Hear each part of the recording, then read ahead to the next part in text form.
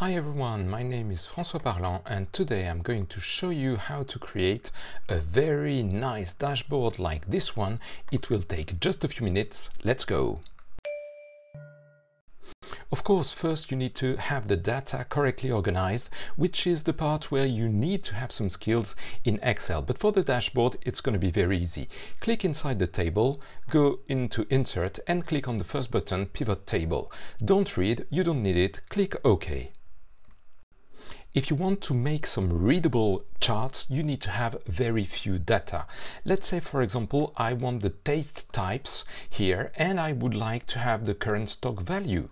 I just put the data there, and now I click inside the pivot table, go to Insert and choose a chart that's going to display nicely the data.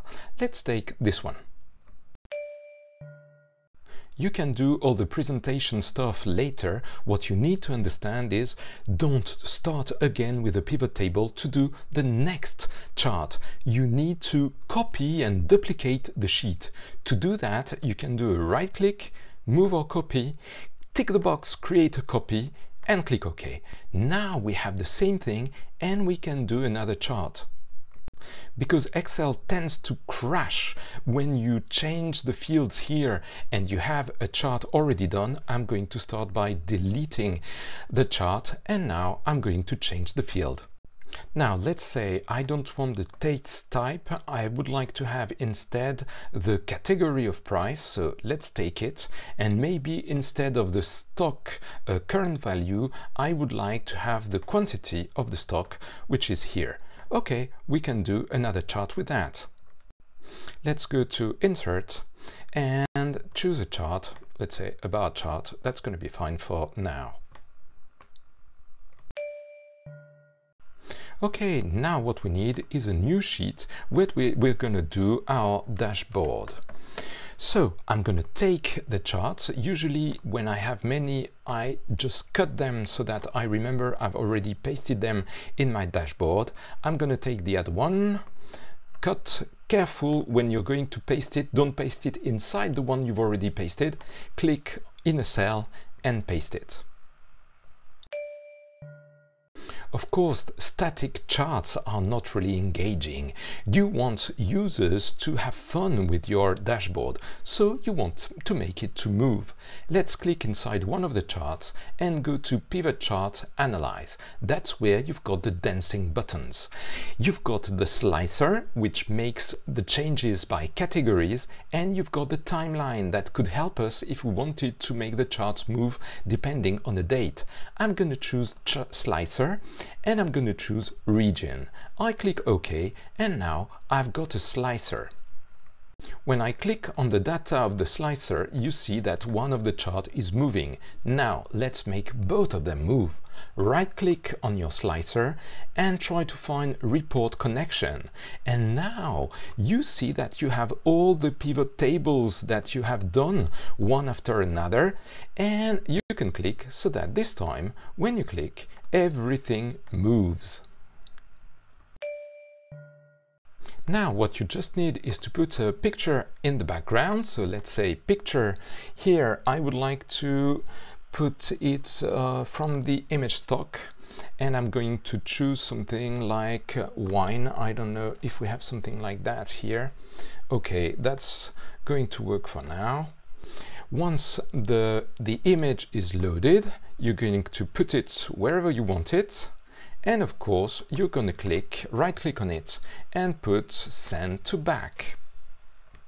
Now you just need to right click inside each of the chart and do a no fill so that we can see through the charts, and you can change the colors of the font for each of the part of the chart, maybe delete a few things if you want to. To change the font, just click on one area and go to the font and change, for example, the color. Okay, the slicer might seem a bit ugly. You can do two things. First, when you click on the slicer, you've got a slicer menu. You can change the number of columns if you want the data to be differently organized. in the same menu, you've got a lot of color. They're all a bit ugly, but choose one that you enjoy the most. Let's say this one.